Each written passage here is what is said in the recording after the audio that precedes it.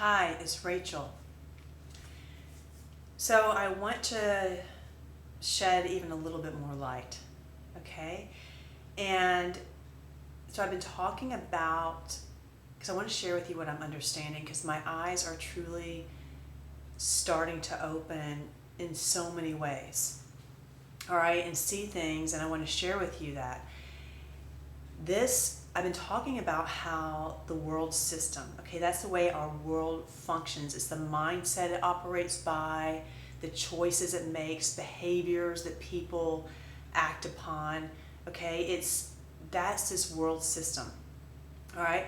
And when you pull back the curtain, what you see is a system that is established on greed, on lust, on corruption, on delusion and manipulation and lies. Okay, that is at the core of a lot of businesses and industry and way of thinking and education, okay? So, and at the very heart of that system is this meat and dairy industry and industries that make profit off of animals. And again, the reason that I say that is because, one, that is an industry that is full of and driven by all those characteristics, okay? The greed, very money driven, totally. The manufacturing animals and the mass consumption and its marketing is all about greed. It's lust, it's all about the lust, okay? It's not good for you, all these things that you're eating. It's all about the lust for that food, okay, those flavors.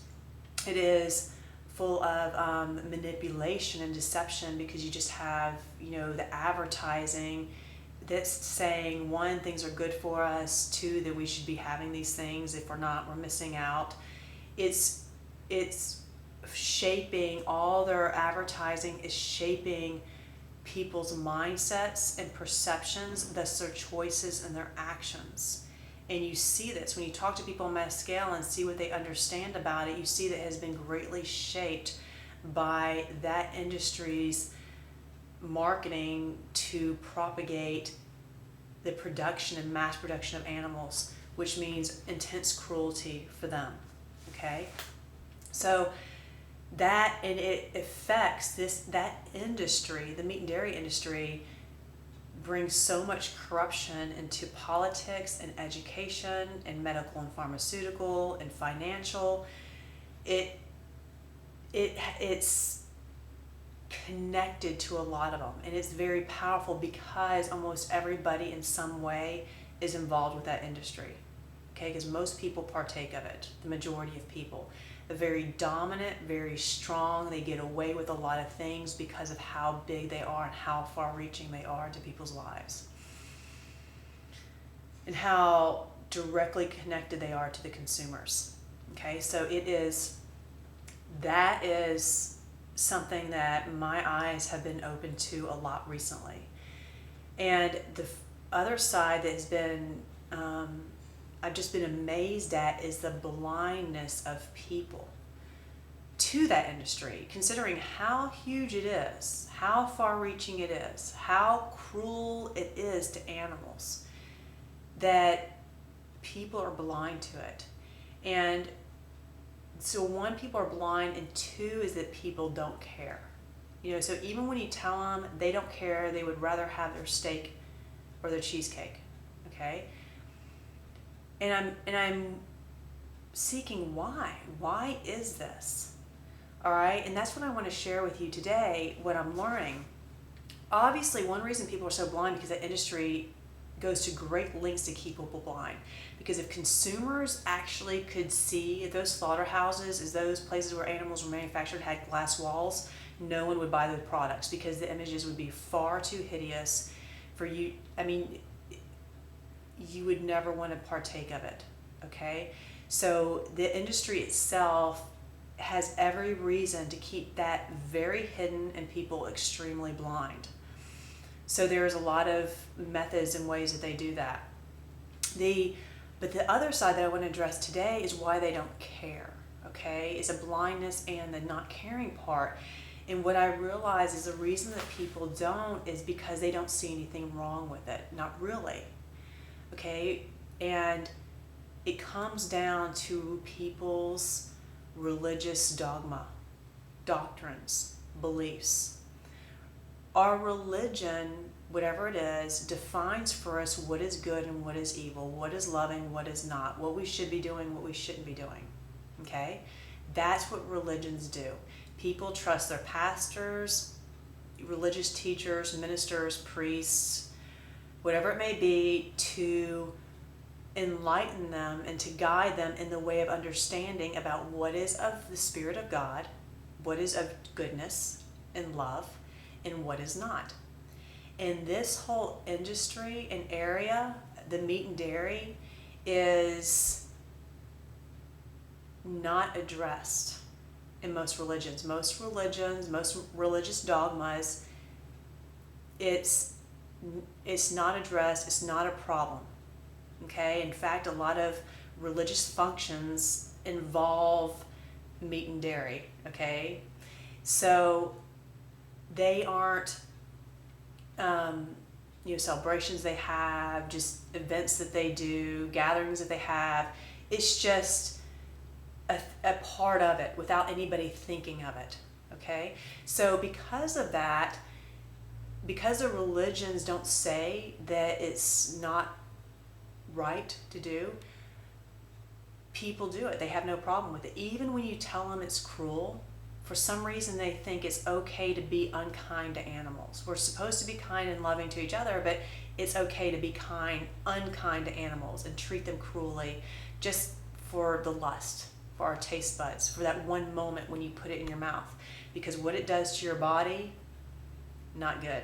Okay, they've shown that with studies in different countries and the differences between meat eaters and those eating dairy and the health issues. Okay, so it's not good for your body. So you have just this blindness and this lack of care, because ultimately the religions are saying that it doesn't matter and it's okay. So truly, this industry, okay, and if the religions are what define what is good and evil, what is loving and what is not, and they say that it's loving, it's good to partake of meat and dairy industries and the other industries related to making money off of animals, then that's what people do. So that industry prospers and continues. That's the spirit of it, which is a spirit of total fear, a spirit of complete greed, corruption, manipulation, lies, delusion, and corrupting many other industries. It prospers greatly because of the religious dogmas, doctrines, beliefs, and what those tell people, but between what is good and what is evil. So what's happening is that people are truly, it's the blind leading the blind in these religions, okay? It is, for whatever reason, people have turned a blind eye to this. And so instead of, because it's the blind leading the blind, and that means you just stay bound in darkness and delusion and lies, what happens is that instead of uniting to the Spirit of God, okay, in that truth and that loving kindness, people are actually uniting. I don't care what the religious dogma is, they're actually uniting to the spirit of lust and greed and corruption, because that's what they're daily partaking of, serving and feeding. They're feeding the fear. They're serving fear. Whenever you buy and purchase and partake and feed and teach your children to eat that and all these things, you're feeding that whole industry. And the world system has become very rich off of the religious system for that reason. People have profess to be of God and have been deluded to think that they are part of his spirit and unified to that spirit, when in fact they have been unified to a contrary spirit, the spirit of fear, the spirit of cruelty, the spirit of lust, the spirit of greed. Okay, you can't do both because they're in complete opposition. Okay, so in my life, in my daily choices, if I'm constantly doing things that's feeding the spirit of fear, feeding the spirit of lust and greed and corruption and delusion, which I do if I'm partaking in the meat and dairy industries, that's what I'm actually a part of. That's the spirit that I'm connecting to. If I'm making decisions in my life about truly treating the animal kingdom with loving kindness, not partaking of those industries, then that's the spirit that I'm truly connecting to. It's not what you say with your mouth. It's not saying that I'm a spirit, I'm a part of God with my mouth because I'm a part of this religion, or I hold this belief, or I was baptized, or I said this prayer, or I say this name. It's about your life, okay, and your internal spirit and the decisions that you make. The decisions that you make reflect your true faith, your true beliefs, what you truly serve. And if you're serving and you're eating the meat and dairy industry, that's what it's made of. Okay, I'm pulling back the whitewashed walls, the images that have been overlaid on these industries, on religion, that have said this is beautiful and good to do. You know, like on the carton of milk where it has the happy cows. That's a whitewashed tomb, because underneath is death and corruption and cruelty and all kinds of horrific things. Okay, that's what that means. It's an image that makes you think it's good or right or whatever it is, when all that image is doing is covering up something that's very corrupt. Okay, and that's what's happening with religions. They do the same thing. They say we're of the Spirit of God, we are of love, okay, because we're connected to the God of love. Yet, with their actions, daily actions, they are actually totally connected to a contrary spirit. This hypocrisy, this deception, this blindness, this is what propagates that world system that of greed and lust and oppression and cruelty, and actually makes it grow and expand. It becomes very rich off of religion, because the religion is defining what is good and evil for people, and religion says that it's okay, it's no big deal. It's all lies, it's all deception, it's whitewashed walls, and it is. But now the light's starting to come in, okay, and now's the time to wake up. Now's the time to say, you know what, enough of this sleep of death, that thus feeding death and cruelty.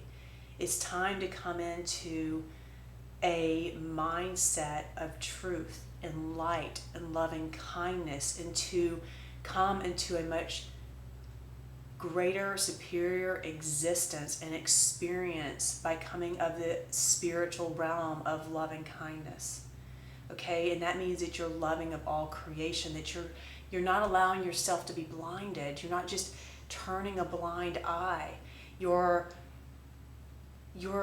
seeking to look behind those whitewashed walls, and to see what really is going on, so that you can make choices, so that you truly can, in your spirit, be united to the divine nature of God. It is a very real thing that we do. It's not just the words we say, okay, about if we're of God or not. It's about the actions, our beliefs, our mindsets, how we see this world, how we see ourselves, how we see others.